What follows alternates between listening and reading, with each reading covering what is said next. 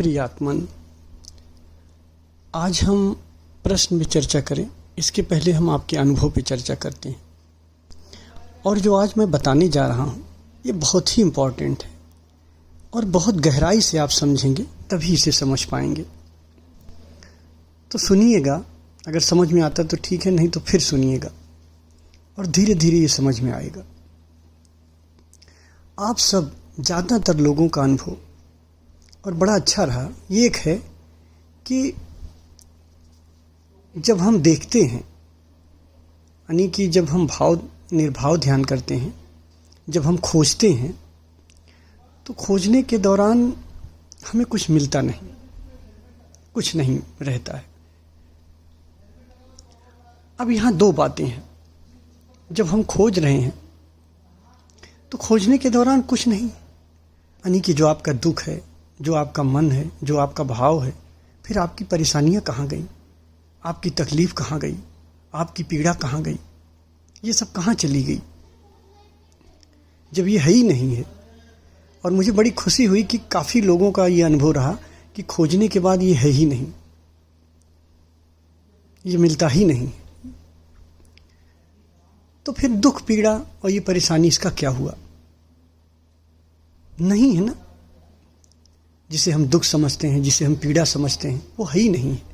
जब हम अपने भाव और अपने विचार, दरअसल भाव विचार तो आप जानते हो कि अवस्था का परिवर्तन, खाली अवस्था का है। भाव विचार से थोड़ा और सूक्ष्म है, विचार थोड़ा गहरा है विचार की ही अवस्था। तो भाव विचार एक हुआ। और मन जिसे हम कहते हैं, मन क्या है? विचारों का जोड़ मन है। तो मन, विचार, भाव, ये सब मिलके संसार बनता है। तो फिर संसार कहाँ गया? मन ही तो संसार है। जो हमारे सब अलग अलग हम सोचते हैं, जो हम अलग अलग रहते हैं, जो हमारी लड़ाइयाँ हैं, सब विचारों की ही तो हैं, मन की ही तो लड़ाइयाँ हैं। हमारा संसार, हमारा मन ही तो है। और आप कह रहे हो कि है ही नहीं, विचार खो ही जाता है, भाव खो ही जाता है। तो संसार का क्या हुआ जिसे हम संसार कहते हैं? बुद्धों ने इसीलिए संसार को माया कहा है।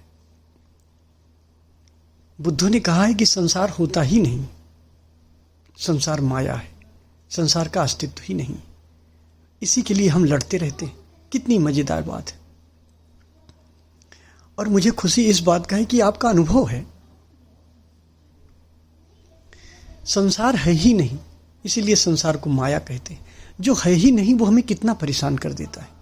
कभी आपने सोचा कि जिसका अस्तित्व ही नहीं वो कितना परेशान कर देता है? तो फिर सत्य क्या है? अब हम सत्य की खोज थोड़ा देखें। अपने जो हम निर्भाव ध्यान का अनुभव कर रहे हैं, उस अनुभव से थोड़ा देखने की कोशिश करें कि फिर सत्य क्या है। 3 बातें रह गईं। एक तो देखने वाला है, चैतन्य, जो होश है, होश कह लो, चैतन्य कह लो, जो देख रहा है। और एक विचार भाव है जिसका आप कह रहे हो अस्तित्व ही नहीं है। और तीसरा शरीर है। 3 चीजें हैं। तो विचार भाव खो गया, संसार खो गया, अब बचा क्या? चैतन्य बचा और शरीर बची। ये 2 हमें अभी दिखाई दे रहे हैं।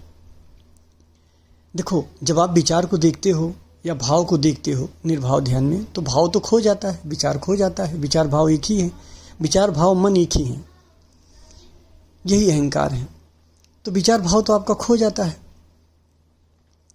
लेकिन चैतन्य क्या खोता है? चैतन्य और गहरा होता चला जाता है। देखने वाला तो नहीं खोता ना, देखने वाला रहता है।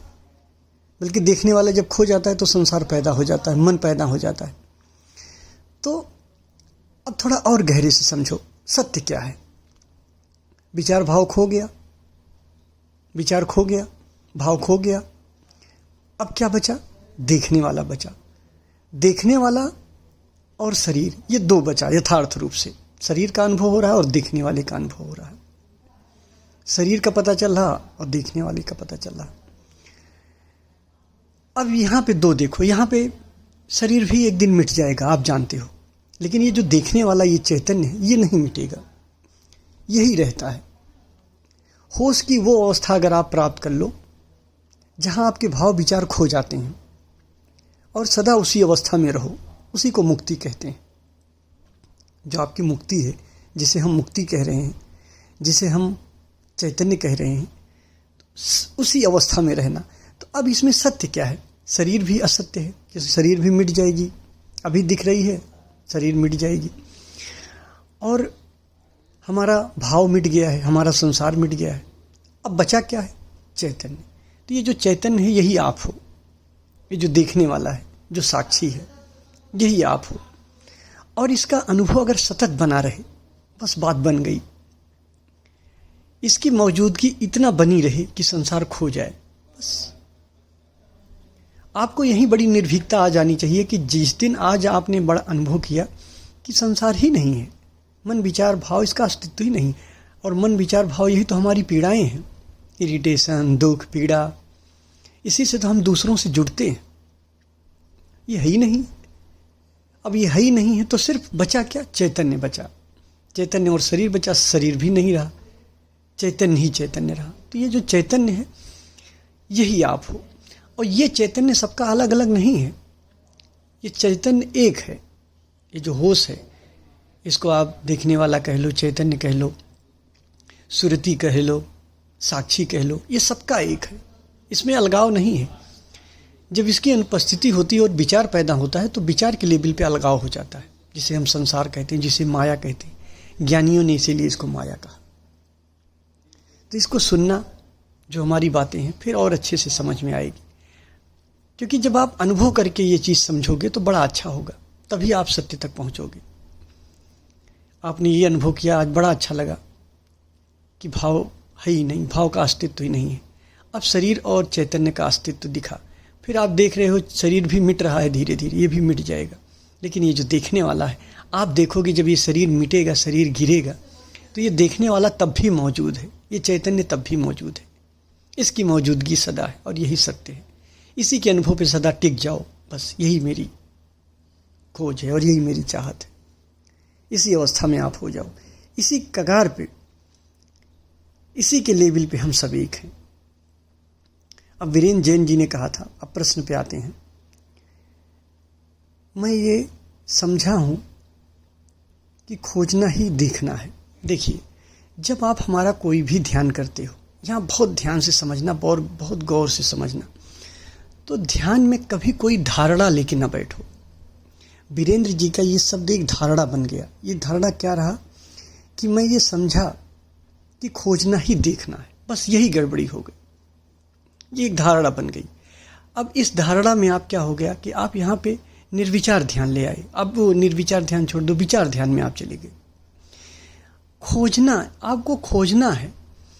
जब आप खोजते हो तो आप मूल उद्गम में पहुंचते हो। जब आप किसी चीज को खोजते हो तो खोजना, जब मैं कहता हूं निर्भाव ध्यान, अगर आप गहरे से करो, निर्भाव ध्यान में मैं क्या कह रहा हूं कि खोजो भाव कहां से पैदा हो रहा है, खोजो भाव कहां से पैदा हो रहा है, तो वो जगह कहां है, वो जगह कौन सी है जहां से भाव पैदा हो रहा है, उस जगह को खोजा जा रहा है। और जब आप दृष्टा बनते हो, आप देखते हो, तो आप विचार को देखते हो। दोनों में बड़ा भेद हो गया। आपकी दुविधा ये है कि आप पहले से ही प्रेजुडिस्ड हो जाते हो, आप पहले से ही आपकी धारणा आ जाती है। इवन कि मेरा ही अलग अलग जो आपने ध्यान किया है, तो मेरा ही वो ध्यान आ जाता है। अगर आपने विचार ध्यान किया है, निर्विचार ध्यान कर रहे हो तो विचार वाला आ जाएगा, और आपको भाव ध्यान कर रहे हो तो भी विचार वाला आ जाएगा। आप जो आपने कभी किया है वो आप ले आते हो वहाँ। ये बहुत गड़बड़ी होती है। कोई धारणा नहीं ले आना है आपको। बस जब भी आप कोई भी ध्यान करो, ऐसा करो जैसे जीवन में आप पहली बार कर रहे हो। वहाँ बुद्धि मत चलाओ। अगर आप बुद्धि चलाए तो आप चौपट हो गया सब। तो बुद्धि बिल्कुल नहीं चलाना है, वहाँ बोध बिल्कुल नहीं लाना है। अगर ठीक ठीक वही आप सुन लोगे जो मैं कह रहा हूँ। मैं कल भी बताया था, फिल्टर मत लाओ। आप फिल्टर ले आते हो। आप एक धारणा जो आपने पिछले ध्यान किए हैं, पिछले ध्यान से जो आपने अनुभव से जो आपके विचार भाव हैं, वही आप दूसरे ध्यान में ले आते हो। ये गड़बड़ हो जाता है। सारे आप जितने भी ध्यान करोगे, सभी ध्यान का जो एक्टिव फेज सबका अलग अलग है। अनुभव के लेवल पे सब अलग हो जाता है।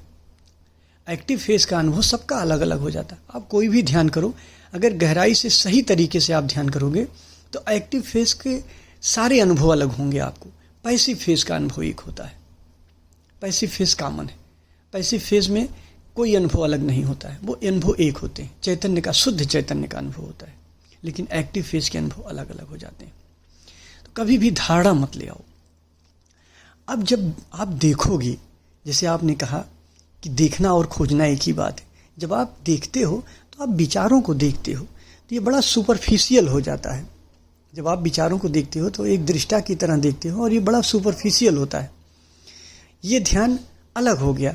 और जब आप खोजते हो तो ये उद्गम स्थान में पहुंच जाते हो, जहां से विचार भाव पैदा हो रहे हैं।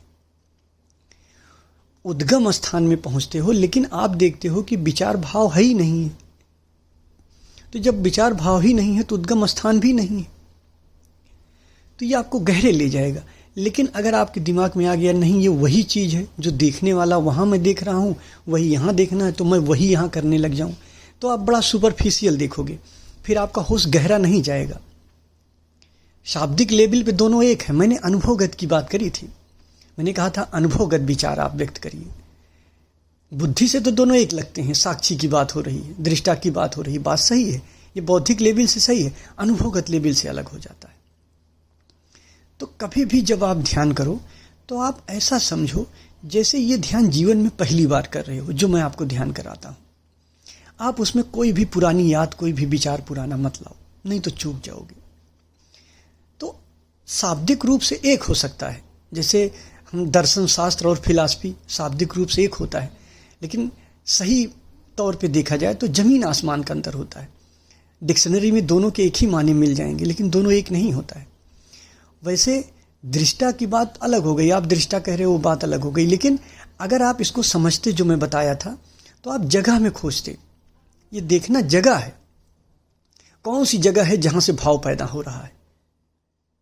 मैंने क्या कहा, पूरे ध्यान में बार बार मैं कह रहा हूं कि खोजो वो कौन सी जगह है जहां से भाव पैदा हो रहा है। जगह की बात कर रहा हूं, लेकिन विचार ध्यान में वो विचार की बात हो रही, विचार को देखना है। तो शाब्दिक रूप से सही है वीरेंद्र जी ने जो कहा, लेकिन अनुभवगत रूप से नहीं सही है। और वीरेंद्र जी ने प्रिजुडिस्ड हो गए यहाँ। आपको ये ध्यान रखना है, जब मैं आपसे बात भी करता हूँ तो आप अक्सर ये कह देते हो कि आप विपස්සना कर रहे थे, लेकिन ध्यान जो आप करते हो, जब आप कोई दूसरा ध्यान करते हो तो पहले ध्यान को दूसरे ध्यान से टैली मत करो। जमीन आसमान का अंतर होता है, ये हमेशा ध्यान रखना, सबके लिए है। किसी भी ध्यान का एक्टिव फेज सेम नहीं होता है, जमीन आसमान का अंतर होता है अनुभवगत लेवल पे। तो कोई भी एक ध्यान दूसरे ध्यान से हमें टैली नहीं करना बौद्धिक रूप से, सिर्फ अनुभव में उतर जाना है। और जब आप गहरे से अनुभव में उतरोगे तो आप देखोगे दोनों अलग अलग हैं। फीलिंग अलग अलग का मतलब आपको अनुभव अलग अलग होंगे। दो ध्यान के, अगर मेरा दो ध्यान, आप निर्विचार ध्यान करो, आप निर्भाव ध्यान करो, दोनों के आपके अनुभव अलग अलग हो जाएंगे। एक्टिव फेज में अगर आप करते हो, अनुभव बिल्कुल अलग, सारे ध्यान के आप अनुभव अलग हो जाएंगे। पैसिव फेज अगर छोड़ दिया जाए तो आप ध्यान रखना, क्योंकि अगर आप मेरे पास आए हो तो मुझसे आपकी कोई हेल्प मिलनी चाहिए। अगर आपकी ही धारणाएं आपको लेनी है तो फिर मेरे पास आने से आपको क्या फ़ायदा होगा, आप बताइए। थोड़ा मुझे सुनो, समझने की कोशिश करो, अनुभव करने की कोशिश करो, देखने की कोशिश करो, बार बार सुनो, बार बार देखो, क्या पता किसी दिन आपकी समझ में आ जाए। और समझ में एक ही बार आ जाएगा, एक बार समझ में आ जाए बात खत्म हो जाएगी। धन्यवाद।